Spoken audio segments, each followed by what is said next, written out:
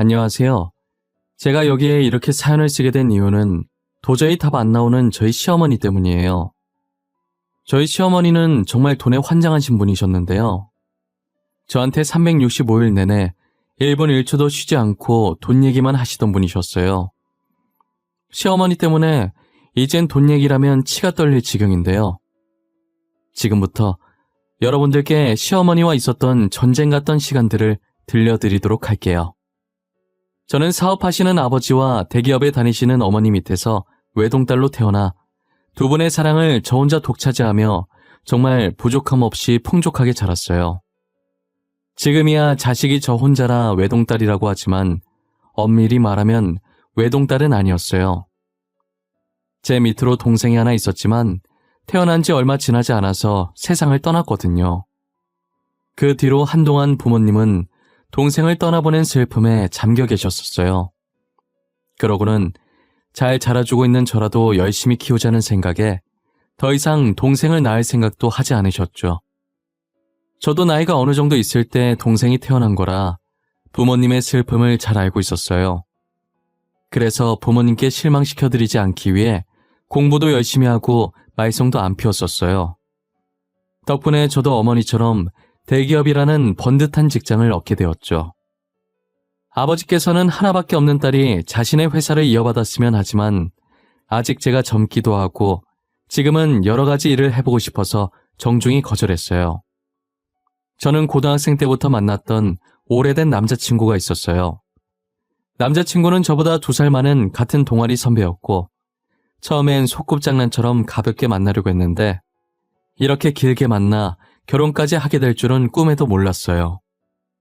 남편이 현재는 의사라 사람들이 제게 봉잡았다고 하지만 그것도 전부 제 노력으로 만들어준 자리예요. 형편이 어려워서 포기하려고 하길래 제가 모아둔 돈으로 등록금도 대주고 뒷바라지를 다 해줬었거든요. 주변에서 다들 그렇게 다 퍼주다가 남자 잘 되면 떠난다고 겁을 줬었는데 남편은 다행히 의사가 되고 제가 대기업에 취업을 하자마자 청혼을 하더라고요. 사실 남편이 의사 되자마자 바로 청혼을 하려고 했는데 제가 취업 준비 중이기도 했고 직장 없이는 자신의 청혼을 안 받아줄 것 같아서 미뤘었다고 하는 거예요. 저는 남편 말처럼 직장 없으면 시어머니께서 마음에 안 들어 하실 것 같아서 만약 백수일 때 청혼했으면 안 받아주려고 했었어요. 하지만 직장이 있다고 해서 시어머니께서 마음에 들어 하실 거라는 보장이 없더라고요. 처음 제가 남편 집에 인사드리러 갔을 때 저를 바라보시는 시어머니 표정이 좋지가 않았어요.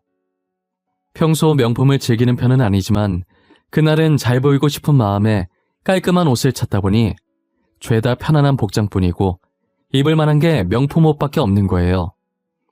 그래서 명품 옷을 입고 갔는데 혹시나 어머니께서 명품 옷인 걸 알아차리고 어린애가 벌써부터 사치한다는 생각에 안 좋게 보신 건 아닌지 걱정했었어요. 제가 가려고 가방을 챙길 때까지도 시어머니의 표정이 좋지 않아서 결혼은 못하겠구나 생각을 했었죠. 아니나 다를까 신발을 신고 나가려고 할 때쯤 시어머니께서 제게 남편과 헤어지라고 2번 다시는 볼 일 없었으면 좋겠다고 하시더라고요. 남편은 저를 데려다 주려고 했지만 혼자 가고 싶은 마음에 괜찮다고 하고 서둘러 나왔어요. 저는 한숨을 푹 쉬고 터덜터덜 걷고 있었는데 남편한테 전화가 오더라고요. 시어머니께서 급하게 다시 저를 찾는다고 근처에 있으면 빨리 와달라고 하면서요. 저는 그때 구두를 신고 있었는데 발이 아픈지도 모를 정도로 왔던 길을 열심히 뛰어갔어요. 단 몇 분 사이에 시어머니는 아까 제게 보인 태도는 온데간데 없었고 저를 환대해 주시더라고요. 그리고 처음 방문했을 땐 안 보였던 신호도 함께 저를 맞이했어요. 사실 저를 맞이했다기보단 제 옷을 맞이했다는 게 더 어울리지만요. 맞네. 내가 잘못 본 게 아니었어. 저거 구찌잖아, 구찌. 저 목 부분의 패턴. 나갈 때 살짝 봤었는데 역시 내 눈은 정확하다니까? 저 옷 진짜 비쌀 텐데 대박. 아까는 내가 미안했어요. 기분 나쁘게 했다면 사과할게요. 아버지 사업하신다면서요? 이렇게 귀한 분을 푸대접했으니 어쩌나. 언니, 이거 얼마 주고 샀어요? 설마 치마도 구찌예요? 헐, 구두랑 가방은 또 생로랑이네? 역시 사업하는 집안은 다르구나. 옷까지 명품으로 입는 사람 처음 봐요. 예, 너는 방 안에 들어가 있어. 어른들 이야기하는 거 안 보여? 아까는 정말 미안했어요. 저희 집이 보다시피 형편이 좋은 편이 아니라서 비슷한 집안에 장가 보내면 아들만 힘들어질까봐. 알고 보니 시어머니께서는 제가 본인 집안과 비슷한 집안인 줄 알고 차갑게 대하신 것이었어요.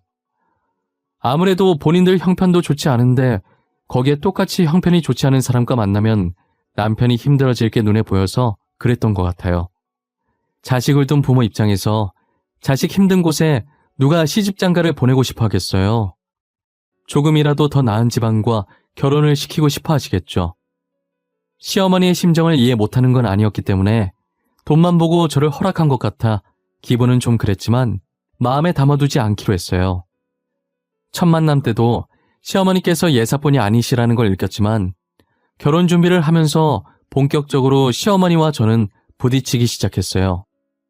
저희 집안이 부유하다는 점과 남편이 의사라는 걸 내세워서 제게 신혼집을 요구하는 거예요.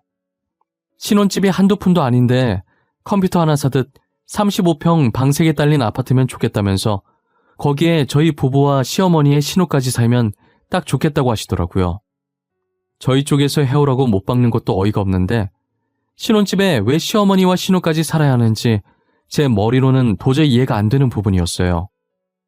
어머님, 신혼집을 왜 저희 집에서 해와요? 아니, 그리고 만약 저희 집에서 해온다고 쳐도 신혼집에 왜 어머니랑 아가씨까지 같이 살아야 해요? 어머, 그럼 우리는 계속 다 쓰러져가는 집에 살아야 하니? 너도 우리 집 와봐서 할 거 아니니? 아, 방 3개는 좁아서 그러니? 그럼 방 4개짜리 아파트에 우리도 들어가서 사는 걸로 하자. 어떠니? 제 말은 그런 뜻이 아니잖아요, 어머님. 신혼집은 말 그대로 신혼집인데 왜 저희 신혼집에 어머니랑 아가씨가 자꾸 들어오려고 하시냐고요. 그럼 너가 우리 집도 하나 더 구해줄 거니? 그렇다면 사양은 하지 않으마. 내 조건에 이행하지 못하겠으면 지금이라도 파혼해. 우리 아들이야 의사라서 장가갈 곳 많으니까.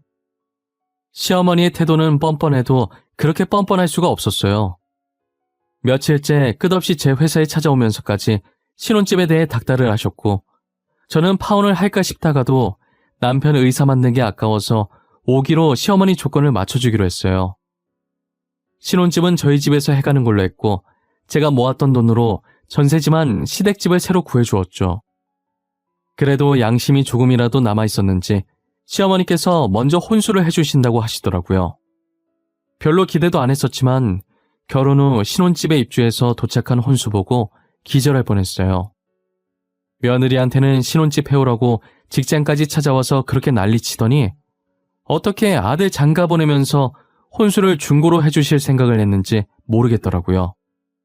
저는 여기저기 사용한 흔적이 있는 혼수들이 꼴보기 싫어서 결국 다 버리고 제 돈으로 싹 다 바꿨어요.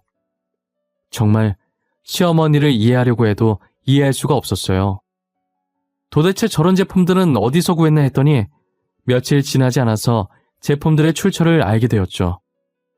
신혼집 정리한다고 시댁에 신경을 못 썼었는데 신혼집 어느 정도 정리가 다 끝났을 때쯤에 남편과 함께 인사도 드릴 겸 시댁 구경도 좀 할 겸 먹을 것을 싸들고 간 적이 있었어요.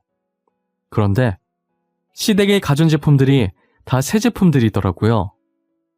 군데군데 제품 보호 비닐이라고 해야 하나 스티커라고 해야 하나 그것도 아직 안 떼진 제품도 있었어요. 알고 보니 남편이 이사 기념으로 적금을 해지해서 전자제품을 새로 주문해줬고 원래 시댁에 있던 제품들이 혼수랍시고 저희 집으로 온 것이었어요.